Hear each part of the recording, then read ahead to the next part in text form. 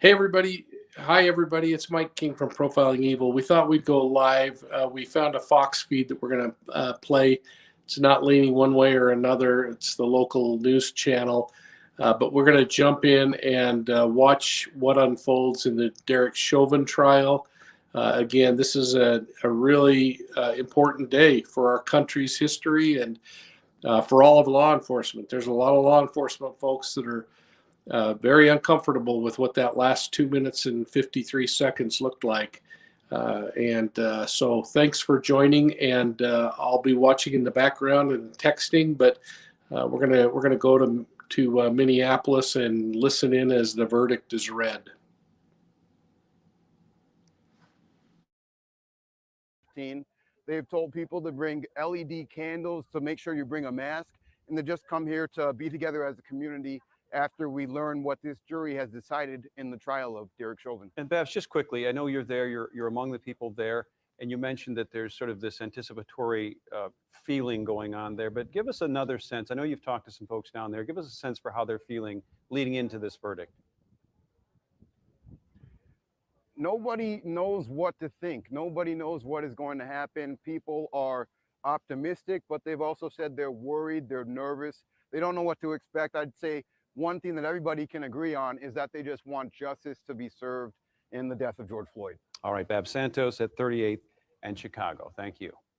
And again at 3:19, just a quick update. A verdict is in. It will be read between 3:30 and 4. Derek Chauvin is in the courtroom right now, and a crowd is gathering outside the Hennepin County Government Center at this point. The charges again: second-degree murder, third-degree murder, and then second-degree manslaughter. So right now we want to bring in one of the legal analysts who's been with us since the beginning, Lee Hutton.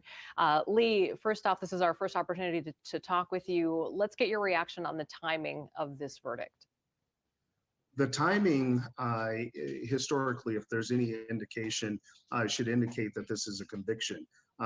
This is not just a conviction. This means that the jury was really compelled by the state's arguments that Chauvin's actions was the cause of Floyd's death. It also means that they were attentive, that they knew what was their duty, and they acted swiftly. Now, this is just a prediction. It still could go the other way with an acquittal. We just have to wait and see. But typically, with a verdict this fast means that there was a conviction. Now we need to know if it was a conviction of one charge or all three. Looking back at this case, just getting your thoughts as you look back over the 14 days of testimony, all the witnesses that came in, what were some of the things that made a difference in this case in comparison to something that may have been similar with another officer in trial? I mean, I just keep looking at those videotapes and thinking I've just never seen a criminal case with so much video evidence. Well, when I was looking at the evidence, the videotape is just so compelling just because you see a person die before your eyes.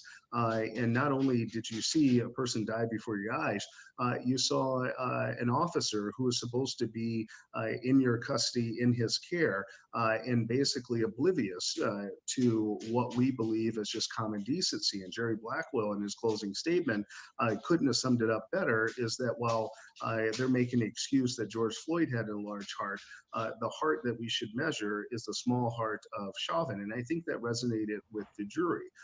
I think also juries are very keen to dismiss arguments that they don't believe made sense, because if I can sum it up, and this is just me as a trial attorney, is what the defense is trying to say is that if you're going to convict an officer, you have to be in perfect health. You can't have any other conditions of drug abuse or anything to that anybody can point to as significant contributions of a death. And the truth of the matter is we're all human and we come with our own frailties. And the main issue is whether or not an officer's actions went beyond the scope of excessive force. And I believe the jury found that it did here. And Lee, the jurors heard from Eric Nelson for an extended period of time in those closing arguments. That was his moment to really put into their heads, his case and sum it all up from how did he do, strengths and weaknesses in Eric Nelson's closing arguments.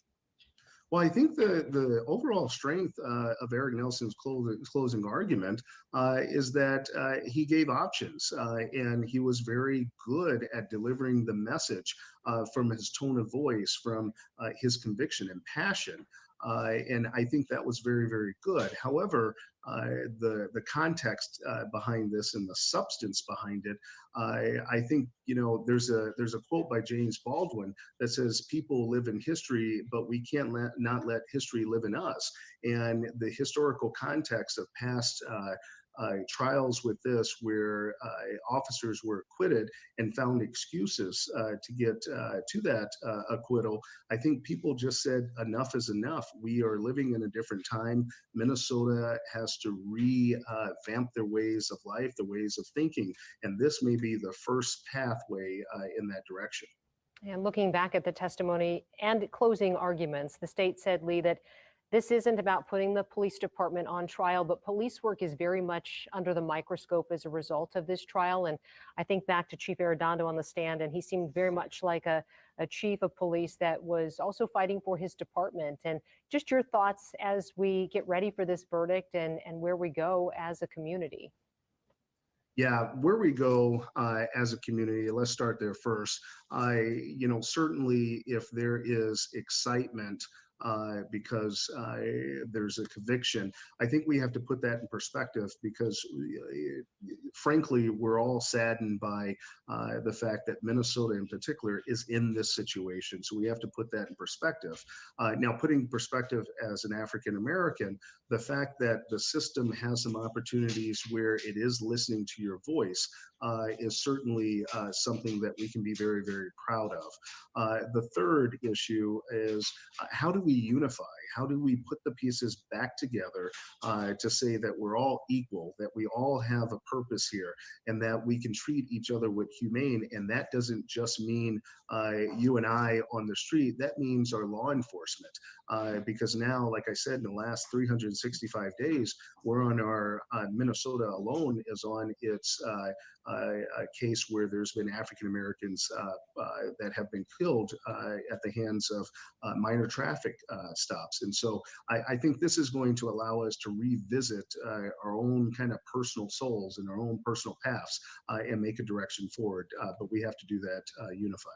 All right, Lee, we're going to keep checking in with you here as the afternoon goes on. Thank you for your time. And we want to remind our viewers that what you're looking at on your screen are some live pictures. The bottom left-hand corner is 38th and Chicago, also known as George Floyd Square. And the other two live shots are the Government Center in downtown Minneapolis as we await this verdict. The top right-hand corner, of course, live in the courtroom, and we'll take you there as soon as we can. This, as you can imagine, for our viewers, has been an enormous amount of coverage, an enormous amount of eyeballs covering this trial, both here in Minnesota and nationally and globally. One of the things, Hannah Flood, as we wait for this jury to come back with a verdict, remind our viewers exactly what they had to consider. There were three charges, three very distinct charges. One of the charges, the third-degree murder, was one that was what we could call a late ad after the judge originally back in October threw it out as a possible charge. It went to the appeals court and got put back into this case as a charge against Derek Chauvin. But bring our viewers up to speed in terms of exactly what they had to consider. Sure, Randy. So we have this second-degree murder charge, and in that charge, the state needs to prove that Chauvin caused George Floyd's death while committing a third-degree assault. So the state does not have to prove that Derek Chauvin meant to kill George Floyd or even that he meant to seriously hurt him. They only have to prove that the assault was intentional, meaning Chauvin intentionally applied unlawful force to Floyd. The former Minnesota State Supreme Court justice that I was talking to today said kind of a comparison for this is, think of that bar fight scenario. Someone gets in a fight with somebody, they intentionally punch them, say, assault them, right? But then that person might end up falling and hitting their head and dying. So the act itself was intentional, but the consequence was not intentional. That's what that second-degree murder charge means. Then you have this third-degree murder charge. This was the late ad. This is the one that was applied in the Mohammed Noor case and went through the state Supreme Court and could still, went through the state court of appeals and could still end up in Minnesota State Supreme Court. And on that third-degree murder charge, the state needs to prove that Chauvin caused Floyd's death by committing a dangerous act to others. You heard one of our legal experts, Mike Bryant, talking about the court of appeals decided that that danger to others other can just be one person. So that was one of our big questions in this case. Would the state be able to prove that Derek Chauvin's actions were dangerous to multiple people? But that state appeals court ruling says that one person is enough for other. Then also in that definition where things get a little dicey is that this person was acting with a depraved mind. Now, depraved mind doesn't mean any kind of psychosis or mental illness. Depraved mind just means that an act was so unreasonable, that someone was not thinking about the dangers they were causing or thinking of the consequences. The way it was described to me today is it's an act that's reckless and careless, and the perpetrator shows a complete lack of regard for human life. So that's one of those pieces, Randy, of that third-degree murder charge that they have to consider. And then we have this this third and final charge. This is the second-degree manslaughter charge. And for that, the state needs to prove Derek Chauvin created an unreasonable risk and consciously took the chance of causing death or great harm to another person.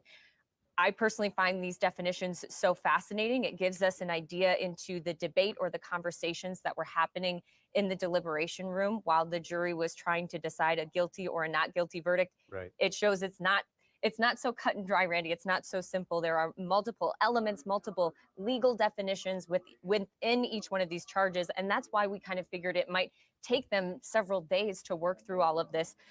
But as you've been hearing, about 10 hours the jury took to deliberate before announcing that they had reached a verdict. Yeah, thank you, Hannah. Important also to note that the jury can consider all of the charges, can convict on all, some, or none. And that is the case that we see here today. B.C. O'Neary has been with us from the beginning as well. She's watched this from a standpoint of in the morning hours of testimony. B.C., this jury, 10 hours, considered quick, and the analysts are unanimous in their thinking that it means some type of unanimous conviction. Yeah, we want to bring in trial attorney Mike Bryant for some more legal analysis. Mike, can you just kind of walk us through what this process is like when a verdict is read before and after? What can we expect? Well, what'll happen is the jury will come in, everybody will stand because they're the fact finders like the judge. And then the judge will get, he'll ask if they've come to a unanimous verdict, and the foreperson will answer and say that we have. So we'll know who the foreperson is at that point. And then the judge will read it himself. He'll look at it. And usually they do that kind of with a poker face. So they don't let it known what they see when they look at it. And then it'll go back and it'll either be read by the foreperson or it could be read by court personnel. They'll go through each of the counts and they'll read them off, and we'll hear each of the counts, guilty or not guilty. Then, the judge will thank them for their service. The judge will probably, I would assume, tell the courtroom, he doesn't want any emotional outbursts either way. Then we'll get the verdict and people will go from there. It can go in two directions. If he's found not guilty, then he's released and that's it, and it's over. And if he's found guilty, then what'll happen is then it'll continue on because he'll get remanded to custody, which means he'll go back inside, and then he'll go through a pre-sentence investigation that may have already been done in part. They may be working on that, or they may not. And then there'll be some recommendations in it at some point, but it's not like TV where they just bang down the gavel and say, 12 years, 15 years, boom, like that. There's a whole process that goes on. We know that the state is going to ask for increased charges. That was the Blakely waiver that was done yesterday by the defense. So if he's found guilty, that'll come into play too, because the state's going to ask for them to go outside of the guidelines. And if he's not found guilty, and my thought in it is they're unanimous. They all saw it the same way, but we'll wait and see what it is they found. Yeah, we're expecting to hear something very soon. Trial attorney Mike Bryant, thank you. All right. Thanks, BC. We want to take you back now downtown to Minneapolis, and I believe we have Courtney Godfrey. Yeah, and there. it's important to note the courtroom is almost empty. Just have the essential staff there, and then one family member for each side. So traditionally, we would have reaction in the courtroom. With COVID, that's not. It's going to be rather quiet, and instead, you'll see a lot of reaction outside. Courtney Godfrey, downtown Minneapolis, with a look at a crowd that is growing quickly. Courtney. Yeah, Kelsey, I'll tell you right now, it's still majority media, but people continue to come in, and chants just started, so you can hear that the protesters are starting. But it's jovial at this moment. I think a lot of people are having that feeling that because this verdict has come in after only about 10 hours of deliberating, that this can only be good news for their cause. I'll show you that to the left here of my cameraman, there is a cookout going on. So again, kind of an upbeat tone. They're barbecuing. They're positive right now, but mostly media right now. And we expect that to change. People continue to come in, and we continue to witness this crowd here in Government Center Plaza growing. Now, we did also witness sheriff deputies closing off 2nd Avenue about an hour ago, shortly after they announced that there was a verdict. So law enforcement obviously preparing for this. And honestly, they've been preparing for this for weeks. Our law enforcement sources say that they've been on edge waiting for this moment, as all this media has been. So here the moment is now, and we're all just waiting for that verdict to be read and then to see where this mood changes from there. The safety plan that you mentioned with security was put in place in advance of this trial, but then also tested through the last week or so after the death of Daunte Wright. So we're waiting to hear from Operation Safety Net to see if they will address the public or just start to move in place. We'll come back to you in just a bit. Thanks, Courtney. All right. Well, listen, of all our reporters, and we have people stationed all over the Twin Cities, and you can imagine, as well as in the studio here. Paul Bloom has been there from literally the first second that this began. And I want Paul to join us now. Paul, there's one thing that I think we need to do as we approach the verdict moment, and that is give our viewers a chance to sort of relive some of those iconic moments of this trial. No one knows this better than you in terms of our team here. Give us a sort of Reader's Digest condensed version of how this thing started and up to the point yesterday when this jury took it on. Well, it's been quite, it's been 6+ weeks, right? From jury selection all the way to today, a verdict having been reached. I think back to the early stage of the trial itself, the emotional witness testimony, the eyeball witnesses at the scene of 38th in Chicago, the anger, the sadness, the regret, watching the incident unfold. I think about the 911 dispatcher watching on her television screen, how this all got started, watching that deadly arrest at the time and being so concerned. She called the sergeant that night. And then the way the prosecution spun that tale into their closing argument, that even at the heart of this case was never about taking on the police in general. This was the state of Minnesota versus Derek Chauvin. And they proved that point by saying, look, some of these eyewitnesses who were angry, who were agitated, who were frustrated, who were concerned, you know who their first call was to after they witnessed what they did? It was to the police. So Jenna Scurry, the 911 operator, Donald Williams, the MMA fighter trained in chokeholds, who's watching what he thinks is a blood choke going down on the street, begging Derek Chauvin, yelling, screaming at him to get off. He had some other choice words, but the witness testimony from the scene, I'll never forget Charles McMillan, of course, the elder on the scene there, encouraging George Floyd to comply, to get in the squad car, and then just breaking down emotionally on the witness stand while watching the body camera video, and George Floyd crying out for his mama. He is, of course, McMillan in his 60s, had lost his mother recently, and they needed to take that 10-minute break. The police testimony that came in, the crushing of the whole so-called blue wall of silence, or the protection of police in uniform and protecting one another wearing the badge, that disintegrated during this case. It's Chief Derry Arredondo and all those others from Minneapolis police turned on Derek Chauvin and his actions that day. Richard Zimmerman, the longtime homicide detective, and then getting into the medical evidence, the cause of death, complex, but did Martin Tobin really put on quite a display of knowledge and walking this jury through what his thoughts were and conclusions on the police restraint and the lack of oxygen George Floyd was taking in as pinned to the ground.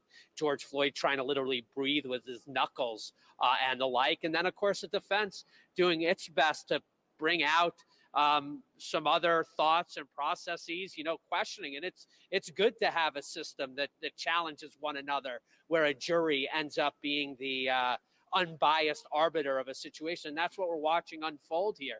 The defense had its chance to explain what was going on. Derek Chauvin's training, what an objectively reasonable officer would do in the totality of the situation. So it was a beautiful system that played out before us over the last month plus. You guys know I love being at the courthouse for these very reasons. This is people's lives that are at stake here.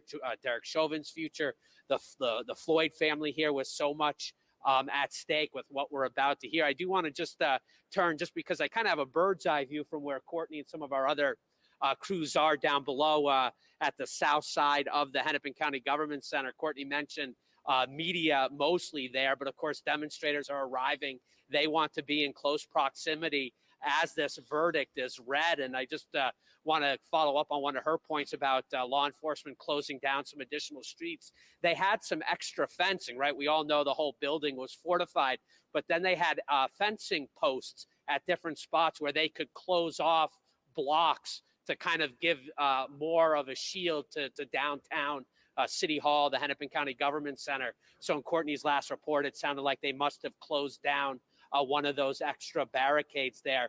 But it's a really interesting vantage from being up here, because as I do see people flocking to the government center behind me to be here for this historic and global impactful moment, there also is sort of a mass exodus that's happening. Of course, where I sit or stand heading in this direction would be the interstates getting on 35W.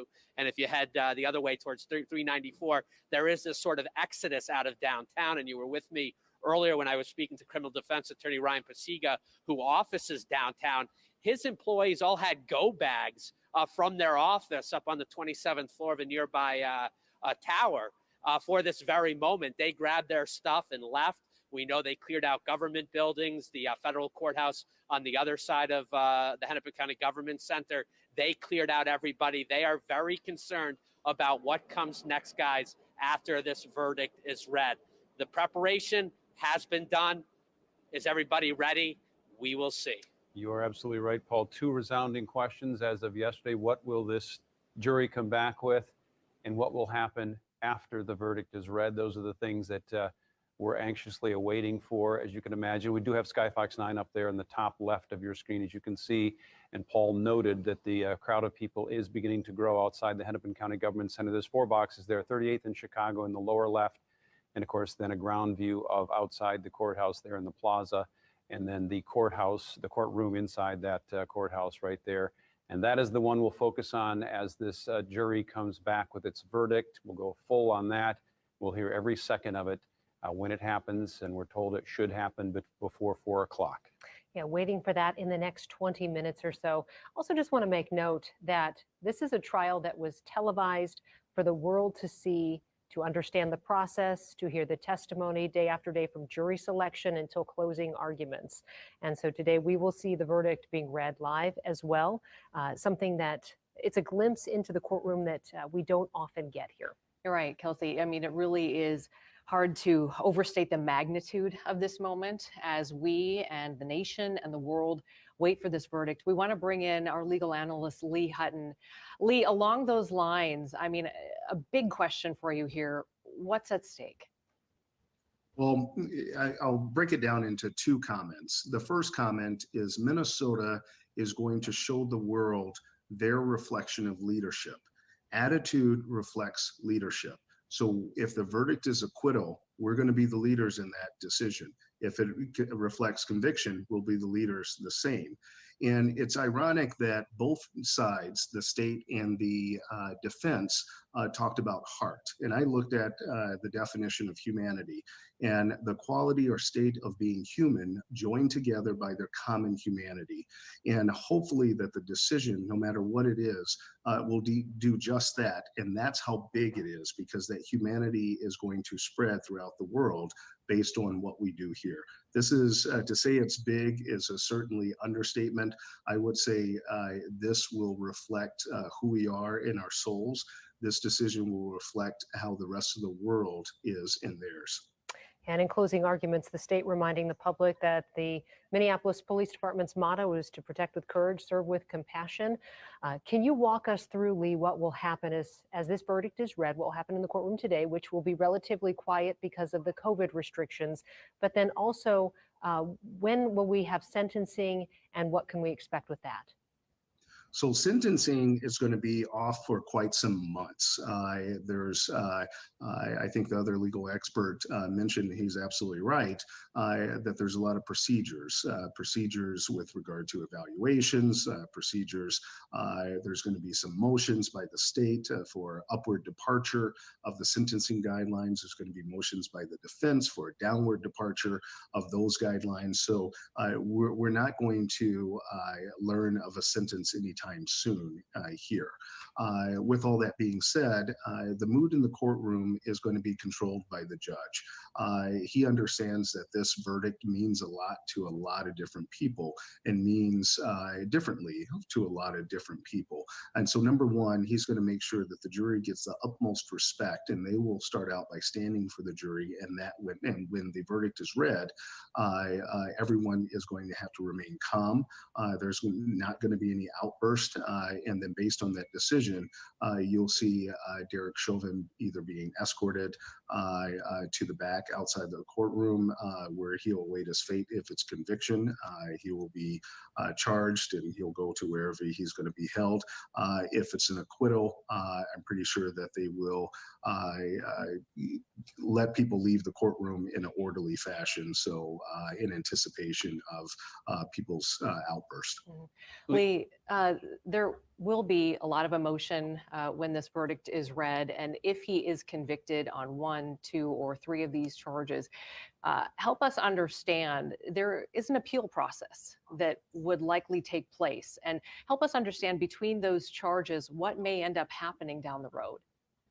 I think we all can anticipate, based on defendants' motions, that there's going to be an appeal if there's a conviction. We'll have to wait and see what terms or what are the arguments for appeal. We have at least some indication that possible the jury sequestration or lack thereof basically tainted the jury. One other potential appeal is that comments from local leaders disturbed how the jury was thinking. And there may be many more. I mean, we've even had an allegation of prosecutorial misconduct based on statements in the closing arguments, all of which were denied by the judge. With that being said, the defense has a right to put those arguments before the Court of Appeals that will judge. Now, again, that appeal process will take some time. Typically, you have 90 days after a certain timeline to give your notice, and then the Court of Appeals will give you the timing of the date so you can prepare your full arguments. And so all that needs to take place and happen. I don't think any appeal or notice of appeal will take place until after sentencing, but there are occasions where you can make the appeal much quicker. Lee, your legal mind, your experience in the courtroom, we appreciate your analysis so much in talking with you over the past couple of weeks. We'll come back to you in just a little bit, but we also want to see what's happening outside right now, too. Yeah, we want to go to 38th in Chicago, that very iconic location now here in the Twin Cities where George Floyd died on May 25th. Sort of the focal point of where this all began. Our Babs Santos is there with us today. Babs, you mentioned earlier the mood at 38th in Chicago, somewhat subdued, sort of anticipatory, waiting to see what happens. Yeah, Randy, the crowd behind me has circled up and they're beginning to pray here at 38th in Chicago in anticipation of this verdict being read. They're doing it right here on the ground next to the spot where George Floyd's body lay unconscious for some minutes, as we all saw in that video. I'm going to step to the side. I'm trying to speak in a low voice because this, for these people, is a sacred place. And now that this verdict has been announced and is on the way, today is a sacred day. Minute by minute, we're seeing more and more people starting to show up. They've been chanting, and excitement for this verdict is just growing. But at the same time, I've got to say, they are also pretty nervous. They just don't know what to expect. I can imagine that. We're seeing a similar situation. Babs, at outside of the Hennepin County Government Center in the plaza there. And we're seeing also the Skyfox 9 shot there. And as we've said in the last half hour or so, that is a much larger and growing crowd by the minute. Babs, you said there's a prayer vigil going on right there. Do you get a sense that the crowd that is gathered there is really there just to hear the verdict in the George Floyd case against Derek Chauvin? Or is there more being anticipated there, being planned there after this verdict comes down? Well, they've said that no matter what happens with this verdict, this is always going to be a special place for them. I think they wanted to come here to come back to the place where this all started. And when they first circled up, they were praying. Now they've just started to speak and really get their messages across that they want to see changes in the system and changes in policing, no matter what this jury decides here. All right, Babs Santos at 38th in Chicago, one of the very important focal points in the Twin Cities. As we wait for this verdict, again, we're told that verdict will likely come down. The jury's decision likely come down before 4 o'clock. We were given notice shortly after 2 o'clock that this was going to happen today, some 10 hours into deliberation, 4 yesterday, approximately 6 today. And if it comes down around 4 o'clock, that's a 24-hour window between the closing arguments and the jury taking this under consideration. Again, there are 3 charges: second-degree murder, third-degree murder, and second-degree manslaughter. That jury can find Derek Chauvin not guilty on all 3 charges, or they can break it down and find him guilty on any one or all of those charges. That's something to watch for when they do finally read the verdict and their decision in this case as it comes up. And the world is watching right now. News headlines around the world talking about this verdict. New Zealand, Australia, around the world and across the country. There's a crowd gathering right now where George Floyd was born in Fayetteville, North Carolina. And as you'll remember, last summer, there were marches around the world in Germany, Australia, all over Europe about George Floyd and this moment that happened on May 25th when he lost his life. So there are lots of eyeballs on this verdict and where we go from here as a community and as a nation. And there is a lot of anxiety in those crowds right now. A lot of people wondering what the verdict is going to be and what that will mean for this city, for the state, and for this country. We want to go now live to our Mitty Hicks, who is also at 38th in Chicago in a little bit of a different location in front of the Cup Foods. Mitty, what's the tone like where you are? Yeah, well, just a minute ago, people were chanting Black Lives, they matter here. And you do feel this sense of urgency, this sense of anxiety as people here wait for that verdict. When we first came down here, there were about 30, 40 people, and it looks like there could be about 100 people here. Here, I'll just get out of the way.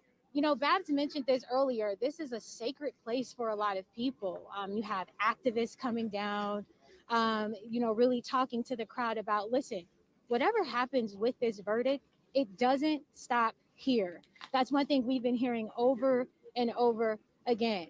To the right of me, you see more signs. You see signs for Dante Wright. You see pictures of Philando Castile. You just kind of see people waiting, coming together, and really just trying to be each other's support as they wait for this verdict. One of the activists in the middle, there's a little crowd that's circled together by a mural of George Floyd. And one of the activists was really saying, we have to do more work. No matter what happens with this verdict, we have to go to certain communities, figure out how to fund other communities.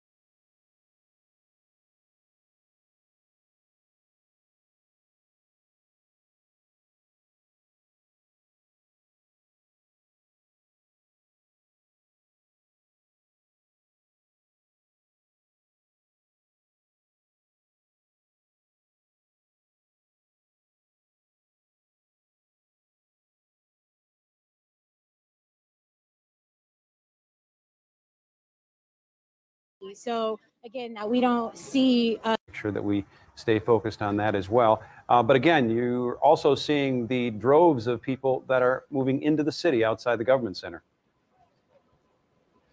Yeah, Randy, it's kind of a tale of two views from here. On one side, the growing crowd on the South Lawn, and then, as I mentioned, the traffic heading out towards the ramps, leaving downtown. And as you see on that screen, as we have the multi-box format for you, I keep looking at that seal of Minnesota in the courtroom. And obviously, I've been in the media center throughout this case. And we know that the court TV cameras, when nobody's in the courtroom or they're setting up, they zero in. The camera can only show that seal of Minnesota. And then once Judge Cahill takes his position on the bench, then they are allowed to pull out. And that is when we know we are within moments of this verdict being read. So I'm continuing to just kind of eyeball that seal, because once that camera starts pulling out of that shot, we will know that the verdict is upon us. And as I stand here and reflect a little bit on kind of just the last couple hours now, the jury reaching a verdict here within 10 hours of deliberations. I mentioned off the top when I first started looking back at the Mohammed Noor police shooting, where Mohammed Noor was convicted on 2 counts, acquitted on the third, the highest charge. He was convicted on third-degree murder and manslaughter charges. That jury deliberated between 10 and 11 hours. So right in that same window of time that we're talking about here, 10 hours of jury deliberations, a verdict reached. I know we've been talking to our legal analysts about what it means, seemingly favoring the state and at least perhaps convictions on multiple counts. But we will see. Now just minutes away, waiting. They said by 4 o'clock, so we're now within about 6 minutes of that point. And again, demonstrators, media, that South Lawn filling up. From where I am, obviously we know security is intense. The governor has called in state troopers from other states, Nebraska, Ohio. I would just sort of comment. I did just see a couple of Anoka County sheriff deputy squads coming downtown here a minute ago, heading towards this crowd at the government center.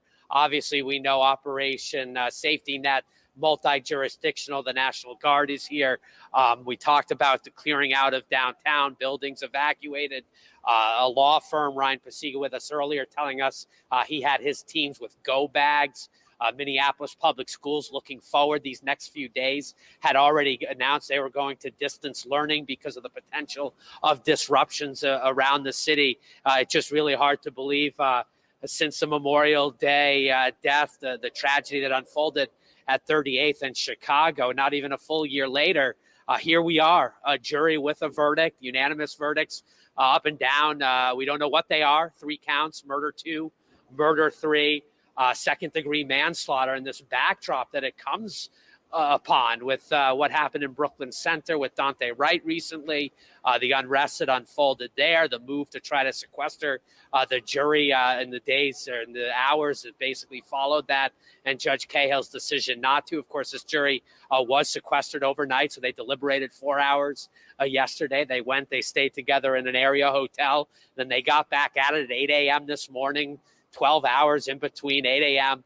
And by, I didn't mark it on my clock, but I think around 2:25, official word had come down that the jury had reached unanimous verdicts and was ready to read these decisions in court. Of course, they will come in, 12 of them.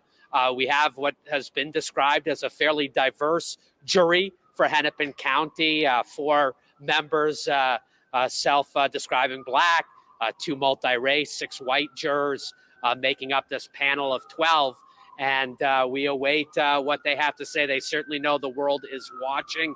It will be interesting, as Kelsey mentioned a little bit ago, just to see if any of them want to talk afterwards, or if this is something they will just stay silent on and sort of do this anonymously as they cast their verdict today after listening to weeks of evidence, 45 witnesses, testimony from all sides, and now the world awaits what those 12 people, the conclusions they reached during their sequestered deliberations over the last day and a half. And quickly, Paul, you had the chance to be a pool reporter in the courtroom. What did you witness with the jury?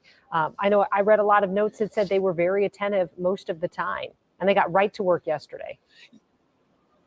They did get right to work. You know, I was curious to kind of see what they felt about Eric Nelson's lengthy closing arguments yesterday. And, you know, I talked to the pool reporter who was inside there. She was describing that there was some tune out, some distraction. But she said nothing over the top, right? We were sitting in the media center thinking, oh, God, this is, you know, I don't mean to disrespect Eric Nelson. He had you know, a hell of a job to defend his client, and he did it wonderfully. But it just went on and on. I didn't know how the jury might react in that moment, but she said nothing over the top. They did seem focused, a lot of note taking. The one thing I will say about my day was sort of mid-trial. It was the Friday that went half a day. There was a Minneapolis police sergeant, and then in the second witness was the longtime homicide detective, Lieutenant Richard Zimmerman, and he's old school police and is just kind of engaging as a witness. And when he was talking about how the move of a knee to the back of George Floyd's neck was totally uncalled for, and nowhere in his 3 decades of training had he ever been trained to do anything like that. You saw at that point, all 14 jurors, of course, 2 have been sent home as alternates. But at that point, everybody went right to their notebook and appeared really engaged, really interested.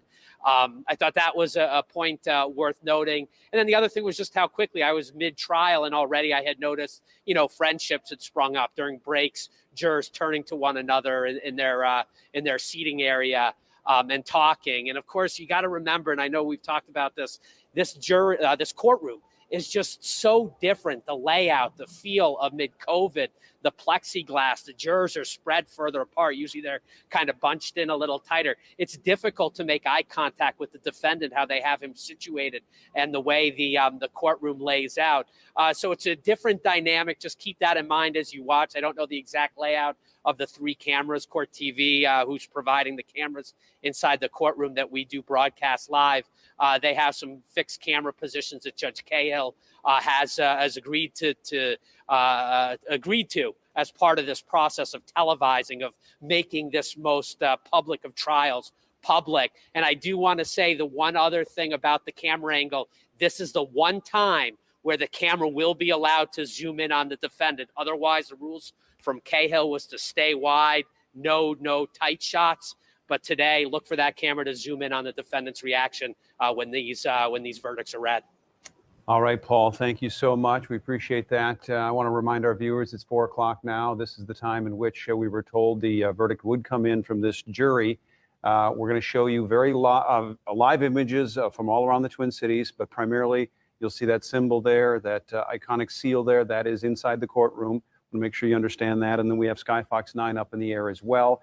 We have a camera at 38th in Chicago. And of course, we have a ground camera there outside the Hennepin County Courthouse there on the plaza scene. And we are watching what happens very closely once that verdict is read. Again, the charges against Eric Chauvin, this jury considers all of them or none of them. They can come back with a partial verdict in terms of the charges, second-degree murder, third-degree murder, and second-degree manslaughter. They could deem him guilty on all charges or innocent on all charges, not guilty. And those are what we're watching for right now, the combination. We do know that there's a unanimous verdict in this because they came back with that, and the court has on record with the verdict. So we know at least that is what's happening here in the next few minutes. And Randy, you know, policing, a verdict aside, this really has the potential to change policing in the country. And I wanted to bring in Mike Bryant one more time and lean on him in what could be the last few moments we have here before the verdict is read. Mike, I think back to Dr. Martin Tobin specifically and his testimony. Do you think that, verdict aside, that the testimony given during this trial could have the potential to change the way that police, the use of force specifically? Potentially.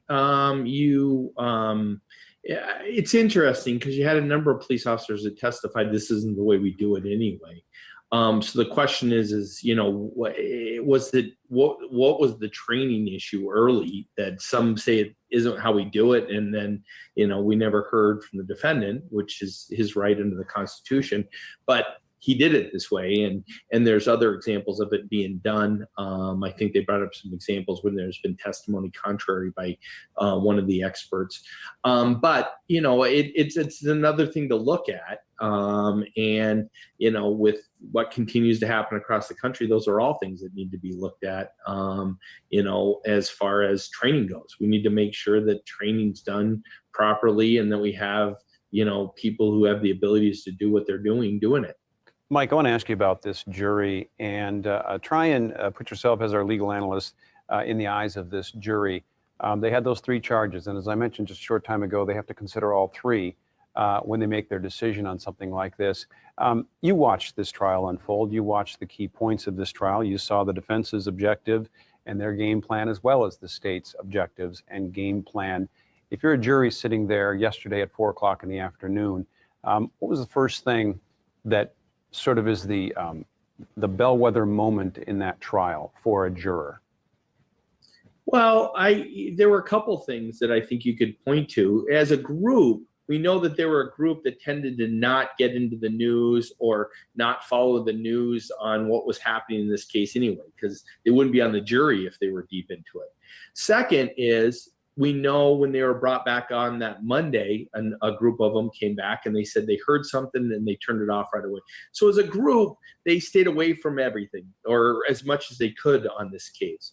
And then suddenly, boom, they got weeks of the videos over and over again, and the experts over and over again, and people talking over again. So they got a lot of, for people that originally turned away from it, a lot of information along those lines. For me, big points that came up in the trial were when we saw George Floyd inside Cup Foods. We got to see him alive. You know, you don't normally experience that. Did you get a chance to see somebody who the case is involving a dead person, but you get to see a bunch about him when he's alive that just is minutes before he dies. The point when they heard the defendant talk to Mr. Williams on that tape, you know, that was an opportunity for them to hear him at the scene right after it's happened and make some determinations on what that felt. I wonder what effect it had on. All right, I want to take you now inside the courtroom. As you can see there, Judge Peter Cahill has taken his seat at the bench. We can assume the jury is in as well, since our court camera is now focused on the judge. It's moments away now from that verdict being read. Let's just stop and listen to see what the judge has to say.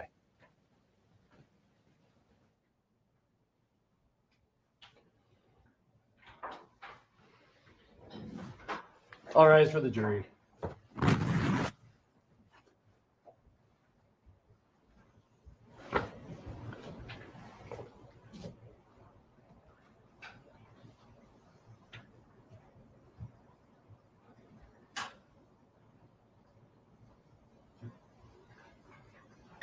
All right, please be seated.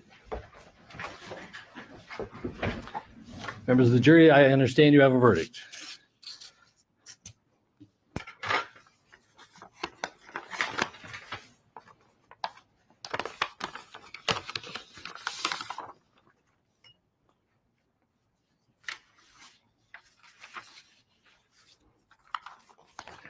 Members of the jury, I will now read the verdicts as they will appear in the permanent records of the 4th Judicial District. State of Minnesota, County of Hennepin, District Court, 4th Judicial District. State of Minnesota Plaintiff versus Derek Michael Chauvin, Defendant. Verdict, Count 1, Court File Number 27, CR6. We, the jury, in the above entitled matter as to count 1, unintentional second-degree murder while committing a felony, find the defendant guilty. This verdict agreed to this 20th day of April, 2021 at 1:44 p.m. Signed, juror foreperson, juror number 19. Same caption, verdict count 2. We, the jury, in the above entitled matter as to count 2, third-degree murder, perpetrating an eminently dangerous act, find the defendant guilty. This verdict agreed to this 20th day of April, 2021 at 1:45 p.m. Signed by jury foreperson, juror number 19. Same caption, verdict count 3. We, the jury, in the above entitled matter as to count 3, second-degree manslaughter, culpable negligence, creating an unreasonable risk, find the defendant guilty. This verdict agreed to this 20th day of April, 2021 at 1:45 p.m. Jury foreperson 019. Members of the jury, I'm now going to ask you individually if these are your true and correct verdicts. Please respond yes or no. Juror number 2, are these your true and correct verdicts? Yes. Juror number 9, are these your true and correct verdicts? Yes. Juror number 19, are these your true and correct verdicts? Yes. Juror number 27, are these your true and correct verdicts? Yes. Juror number 44, are these your true and correct verdicts? Yes. Juror number 52, are these your true and correct verdicts? Yes. Juror number 55, are these your true and correct verdicts? Yes. Juror number 79, are these your true and correct verdicts? Yes. Juror number 85, are these your true and correct verdicts? Yes. Juror number 89, are these your true and correct verdicts? Yes. Juror number 91, are these your true and correct verdicts? Yes. Juror number 92, are these your true and correct verdicts? Yes. Are these your verdicts? So say you one, so say you all. Yes. Members of the jury, I find that the verdicts as read reflect the will of the jury and will be filed accordingly. I have to thank you on behalf of the people of the state of Minnesota for not only jury service, but heavy duty jury service. What I'm going to ask you to do now is to follow the deputy back into your usual room, and I will join you in a few minutes to answer questions and to advise you further. So all rise for the jury.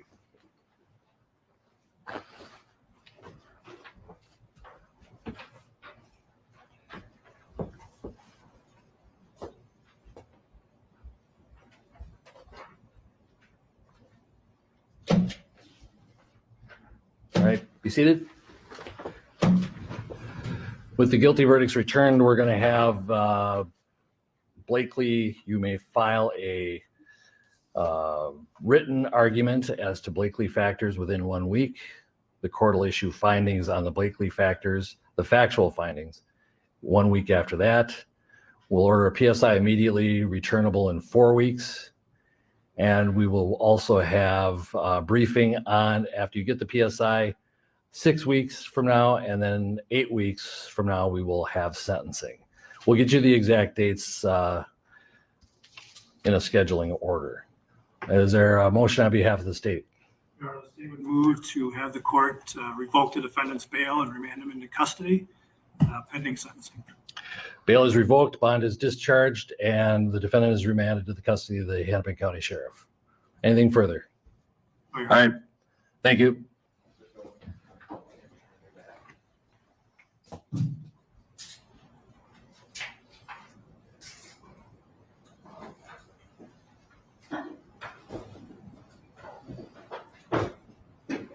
We're adjourned.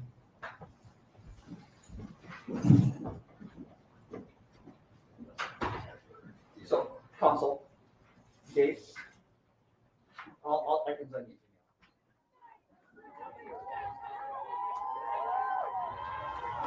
And with that, Derek Chauvin remanded to the custody of the Hennepin County Sheriff, guilty on all 3 counts: second-degree murder, guilty; third-degree murder, guilty; second-degree manslaughter, also guilty. We showed you it live. It came down about 4:07.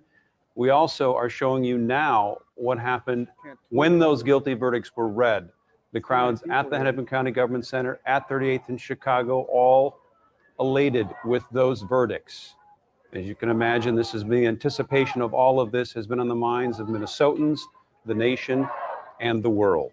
And this is something that is the culmination of what occurred with George Floyd on May 25th, there at 38th in Chicago, when Officer Chauvin, then Officer Chauvin, knelt on George Floyd's neck for 9 minutes and 29 seconds. The rest, as you've seen in the last couple weeks, is history, with the testimony both from the state and from the defense, trying to prove the state that this was a willful act, that he in fact did commit murder, and then his defense team trying to prove that George Floyd's death was the result of George Floyd's health contributed by drugs in his system. This jury, a 14-member jury, decided guilty on all charges. This is a historic moment. You saw the crowd's reaction there in the boxes as this verdict was read. We have Lee Hutton on standby with his reaction as well. Lee, you and I have been covering this from the beginning. I need to gauge your reaction. I hate to say it, I'm surprised, but this is the right verdict. And the reason why I'm surprised, Minnesota, this is the first time in history where we've seen a situation with excessive force be recognized as not okay. This goes a long way for individuals, especially people of color, that their voices are heard, that they are conscious in the eyes of the law, and that factors of carbon monoxide and enlarged heart are not important enough to disregard the actions of an individual with just kind of a small heart, as Jerry Blackwell put it. I'm kind of numb. I'm kind of in shock. Everybody knows I'm a Southerner coming up from Minnesota, very similar to George Floyd, to get away from what we believe as still the gallant South. And to come to Minnesota and to have some of those same issues follow us is hard to digest. But with this verdict, I think it's going to set the tone that people are going to act differently and act better. So we can only wish that we learn from Derek Chauvin's consequences in the verdict, where people are saying enough is enough. Lee, and with those sentencing guidelines, what can we expect to see as far as a prison sentence when they do sentence him in about 8 weeks? And at that sentencing hearing, you do get to hear a victim impact statement and perhaps a statement from Mr. Chauvin as well. That's right, and there's still a lot to accomplish in this time period. You heard the judge referred to a PSI. That's where somebody will come to Derek Chauvin and ask him a couple of questions to determine whether or not there's any remorse, to determine his kind of state of mind, and that will be in a report that both parties will get to see. And based on that report, the individual taking that PSI assessment will give at least an idea on whether or not either certain penalties should be enhanced or not. So it'll be interesting to see what that PSI report says. But with this, we still have a long way to go. The judge will be the person who decides the sentencing, and we'll see motions by the state for an upward departure, meaning they're asking for the high end of the box, and we'll anticipate the defense asking for a downward departure, basically something lower.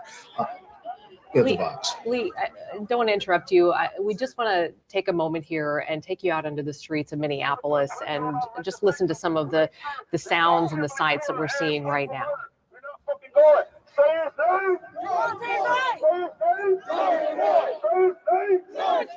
can say both names. We want to say Dante right, we want to say George Floyd. That sounds good. Say his name! Dante right! Say his name! Dante right! Say his name! Dante right! Say his name! Dante right! We're going to take, again, like I said, we're going to take justice hostage. Right? We put pressure on their ass to charge him. We didn't put pressure like as a community, being down here, boots on the ground, putting pressure on our government. He would probably got found not guilty. So we're not done yet. The battle's not over. All right, we still got more bodies. We still fight for it. It's a lot of stolen lives that the state of Minnesota has taken from us. So we're gonna head to that Brooklyn Center police station. Make sure y'all ask every single day. So don't think grab the stick out of my backpack and you can start grabbing some sound.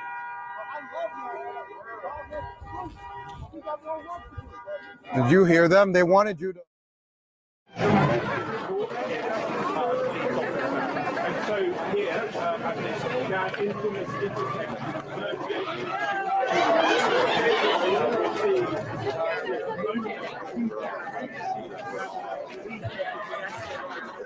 All right, you're looking at some live pictures from across the city. Up in the top left, that is an aerial picture of the government center.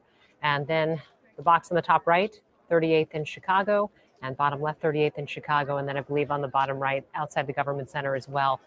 The crowd's reacting to this verdict that came down at 4:05. And in just a few short moments, that verdict was read guilty on all three counts: second-degree murder, third-degree murder, and second-degree manslaughter.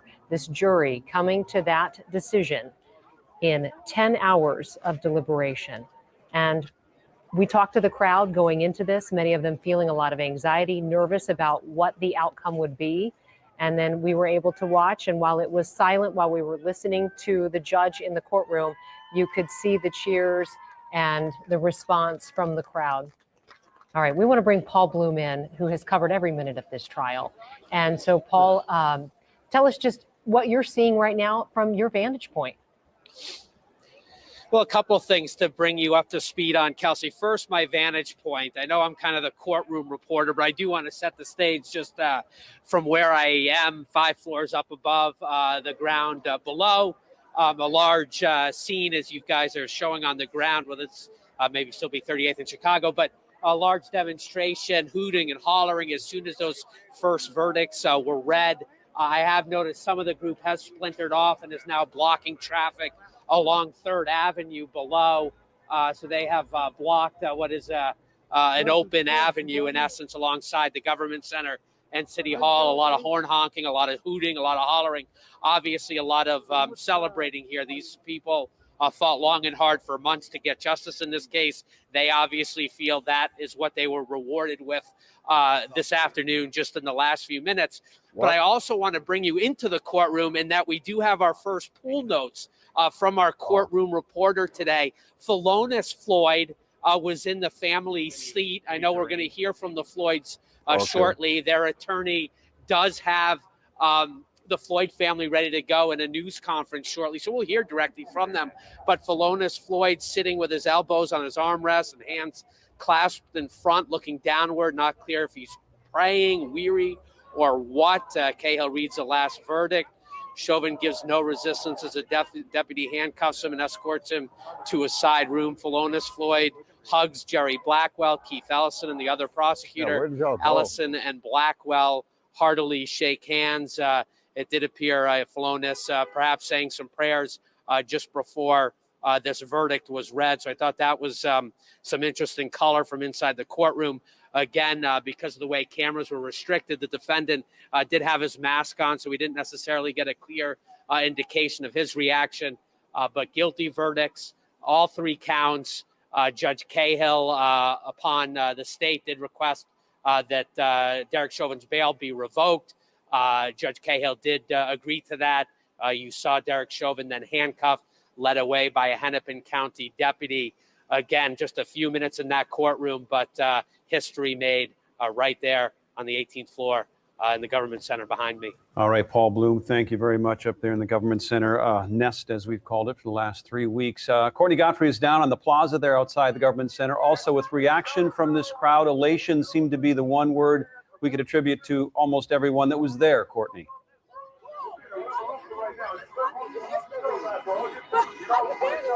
Yeah, Randy, pure joy out here. This is a celebratory crowd. They are celebrating guilty on all 3 counts. This is good news for this crowd. This is what they've been fighting for the last year almost. Now, I will say that they have been chanting George Floyd's name, but they also have been chanting for Dante Wright. They say that now that Derek Chauvin is guilty, they now are hoping for guilty charges for Kim Potter. Now, they are also talking about those 3 other officers. They want those 3 other officers to be guilty as well. But in general, Randy, down here, a celebratory tone. They are thrilled over this verdict, and it's just a jovial tone. I mean, Brian, pan over for them so that they can see. I mean, there are cars blocking the streets, there are people standing around, media everywhere, and it's just, it's very celebratory, Randy. All right, Courtney Godfrey outside the Hennepin County Government Center on the plaza area there with literally thousands of people that have gathered at this hour now, post-verdict in the Derek Chauvin murder trial. All right, up on the top right corner of your screen, you see our reporter, Babs Santos. He is at 38th in Chicago. Babs, tell us about the mood there now that the verdict has come back guilty on all 3 charges. It's really just like a party here. At first, when we were waiting for the verdict, it got really quiet. Everyone was gathered around, listening to their phones or whatever they could get around to find out what was happening in the courtroom. As soon as the verdict came in, everybody just erupted in cheers and applause, started yelling, shouting, crying, lots of people hugging. We've seen cars coming by, laying on their horns. So just a lot of excitement here after the verdict read. Babs, you had interviewed Charles McMillan. He was the 61-year-old man who stopped Yes. and tried to talk to George Floyd as he was being taken into custody. And can you describe, Yes. since you had a chance to talk to him in person, the emotional toll that it's taken on him to be a witness in this case and also to wait for a verdict? It's been really emotional. Actually, just before the verdict was read, I was on the phone with his son. He is still in Minnesota, and they were watching it. I talked with him. He said that, you know, a verdict coming back so quickly was a sign that it could be good news for them. At the same time, they didn't know what to expect. So I know they were both at home watching closely to see what would happen with the verdict. And I'm sure wherever they are now, they're happy. We're hoping to talk with them later this afternoon and see how he's doing. Babs, as you take in all this out there, and I know there's a lot, and there are people all around you right now. You mentioned elation as one of the feelings that is prevalent there at George Floyd Square, which it's known by many as now 38th in Chicago. The sense for what happens next there at that site is what? Well, I've heard people saying that this isn't enough. I heard the name Dante Wright, obviously the unarmed 20-year-old black man who was recently shot and killed in Brooklyn Center. So they're saying this is not enough, but this is a starting point for them, and they are happy with that. Babs, if you could describe for some of our viewers, there may be people who want to come to that area of 38th in Chicago tonight. You know, over the past several months, we have described that as sort of a no-go zone. This is pretty, I don't know if you can see this, but they're literally throwing money in the air. They are just ecstatic here. Can you see this? Yes. Yeah, we see it, Babs. They're throwing money everywhere. That really sums up how people are feeling. Many people couldn't be happier. Other people still sad that it came to this in the first place, but. All right. Babs, we expect to hear from the George Floyd family and Attorney Benjamin Crump here in a little bit as well, and we'll be sure to carry that as they get ready to address the public. And Phalonis in court today, his brother as well. But again, you're looking at the crowds that have gathered. We expect them to continue to build as the night goes on. Very celebratory situation, though, going on right now. And Babs, I was starting to ask you if folks are wanting to go down there, if they haven't been to this area before, what kind of access will they have? Are law enforcement encouraging them to not come down? Come to me. Hey. There's Babs, let's Babs, take you again. You have somebody there? This is becoming a emotional situation. He's saying, take all the money and put it here. No, right here. That money goes to the people who've been here since day one. It goes into the community. Don't you, get that money over here. If you're a part of the community, pick that money up, bring it They're over picking here. it up and doing as he says, really throwing the money right where George Floyd's body lay. Money's everywhere, hitting me in the face. I think the concept there is to reward the community who has been there behind that site since May 25th. There's been a lot of discussion about what George Floyd Square or 38th in Chicago should become in the future, how it should serve that community, how it should serve the entire community of Minnesota. And my presumption is, based on what I can hear there, is he wants that money, whatever it is, to be there in that community, to stay in that community for whatever purpose the future holds for 38th and Chicago, its people, and that particular site. All right, Mitty Hicks is also at 38th in Chicago. And I know, Mitty, you have been with people who burst into tears when this verdict was read. Right. Okay. Yeah, that's right. There were a lot of tears here. And one of the lead organizers, we have Marcia here with us. Can you just really tell us your reaction when you heard that verdict? I was really thrilled for the family of George Floyd, who, like the rest of the world, saw the video of their loved one being killed by the Minneapolis police. And so I'm gratified that they could get a measure of justice.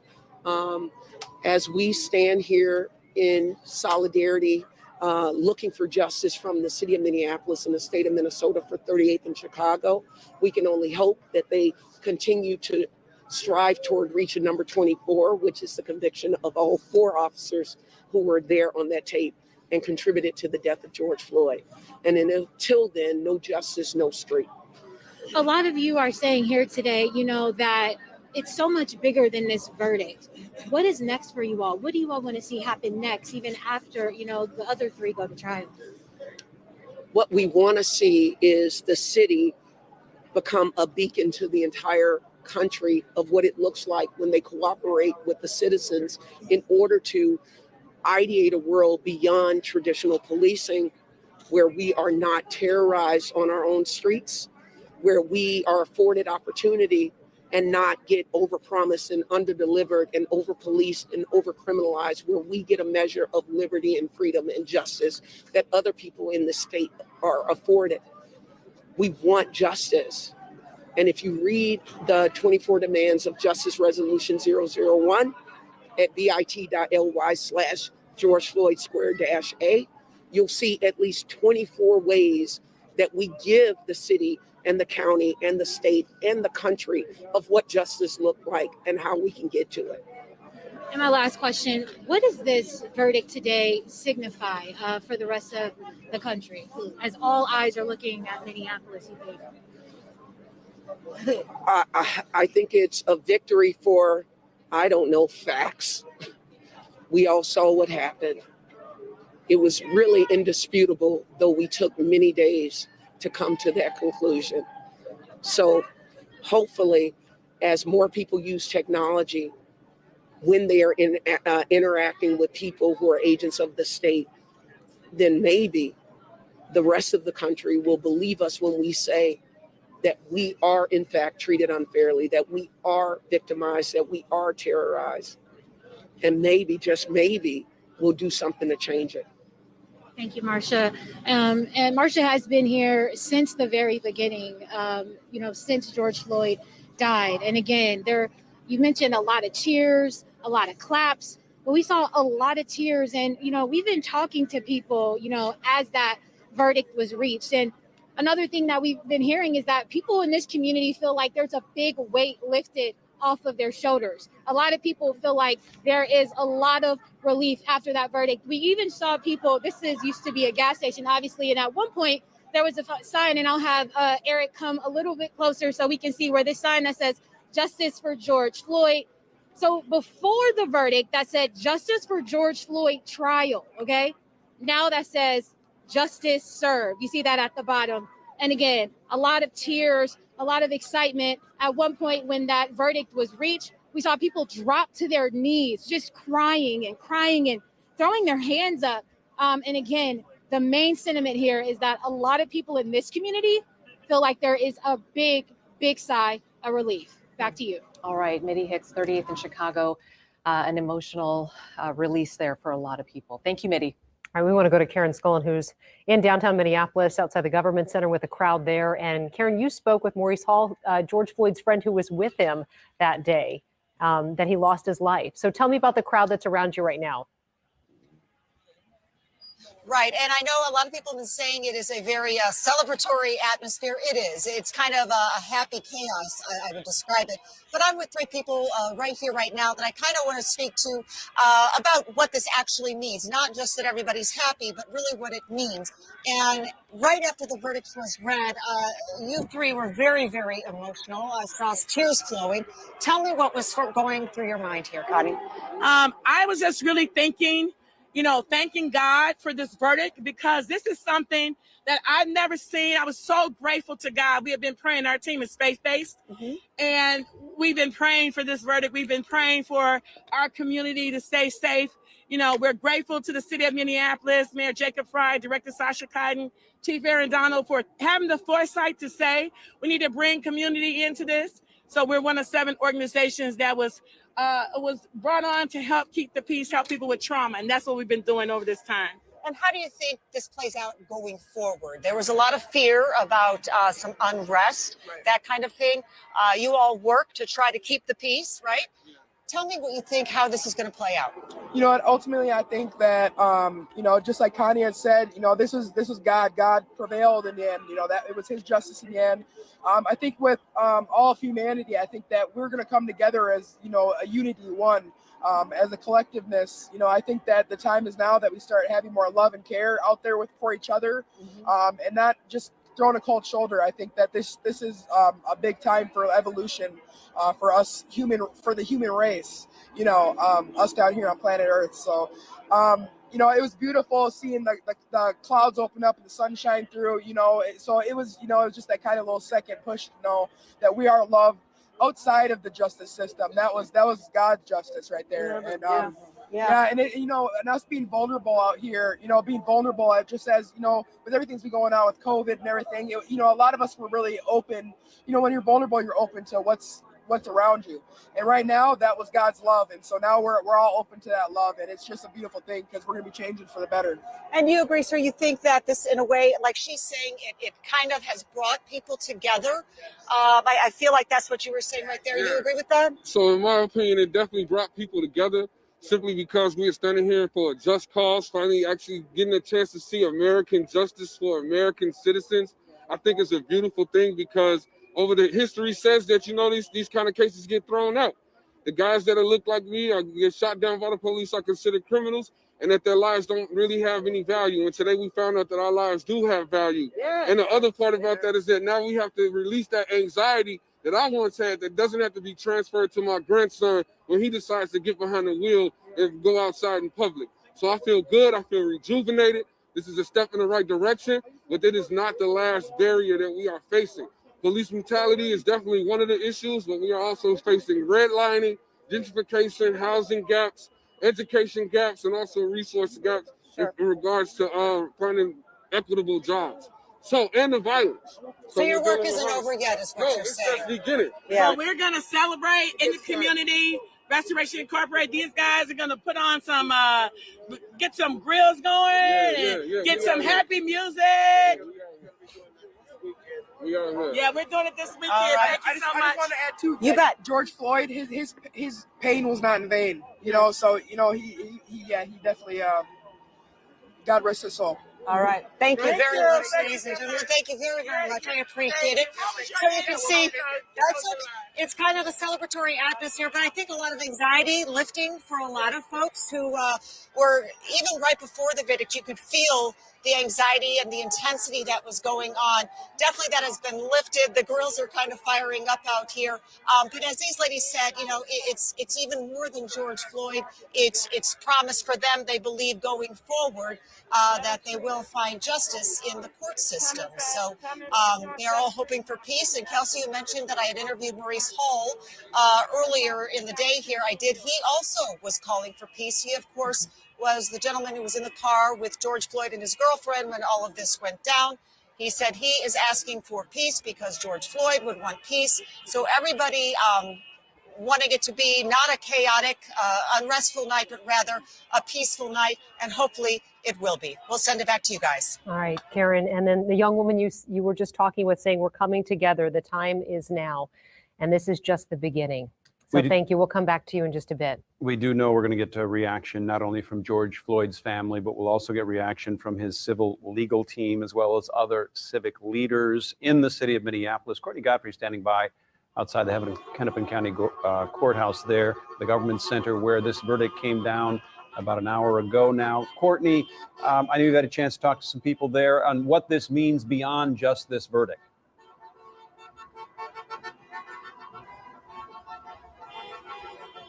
Yeah, Randy, I just happen to be standing next to several city council members. I've got Philippe Cunningham with me now, city council member Philippe Cunningham. Philippe, this verdict came down. How are you feeling for this city?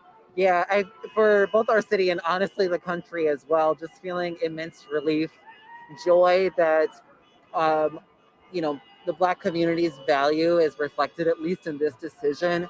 So folks can feel that and be in this moment.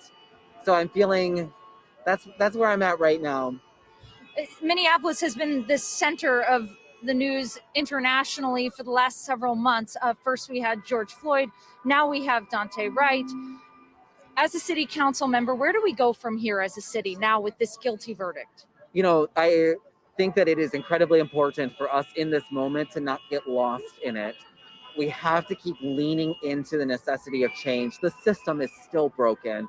We got a good outcome with this particular decision, but that's one in a sea of challenges that we've been having. The system is fundamentally broken down to its core. And so we need to be digging into the work. We've been doing this for a while as a city council with the Safety for All budget plan. We brought forward the charter amendment. I have brought forward a staff direction about unarmed traffic enforcement. Really building out these systems are the way that we need to move forward as a city to make sure that what has happened to George Floyd and Dante Wright and many, many others doesn't happen again. Now, you touched on it there. You've been one of the city council members very vocal in breaking down the existing police department and rebuilding a new public safety system. How does this verdict help that cause? You know, I think that this verdict is more for the city than Courtney, for we got to the cut you off elected here. We're officials. going to hear from the legal team, the prosecution, the state's legal team on this verdict. Attorney General Keith Ellison now taking to the podium. They will make a statement following the verdict of guilty on all 3 charges. Let's listen to Attorney General Keith Ellison. He is flanked by the legal team that put this case together, the prosecution. Yeah. Good afternoon, everyone. My name is Keith Ellison. I'm the Attorney General of the state of Minnesota. And since the investigation and prosecution of this case began last May, everyone involved has pursued one goal: justice. We pursued justice wherever it led.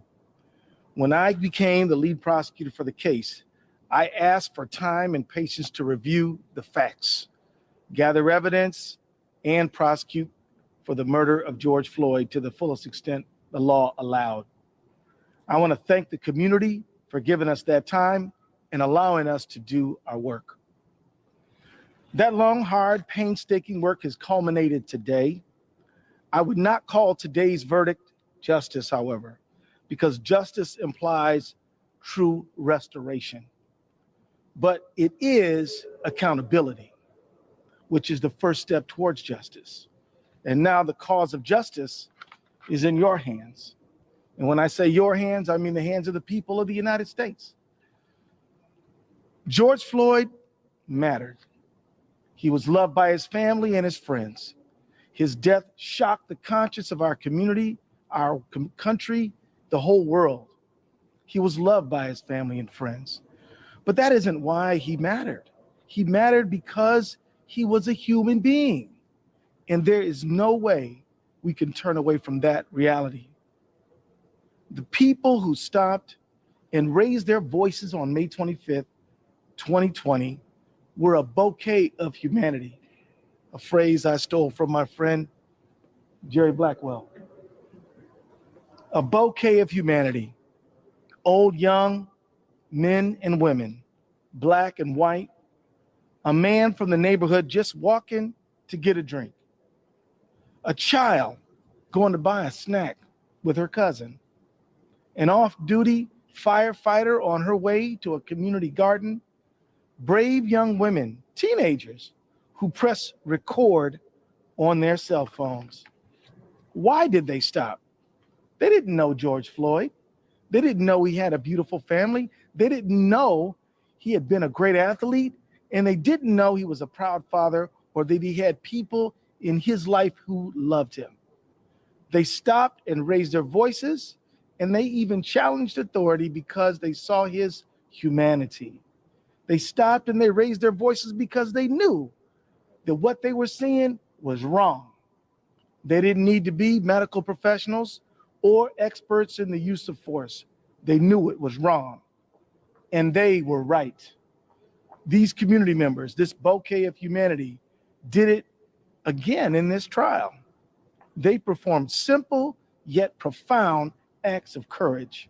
They told the truth, and they told the whole world the truth about what they saw. They were vindicated by the chief of police, by Minneapolis's longest serving police officer, and by many other police officers who stepped up and testified as to what they saw and to what they knew.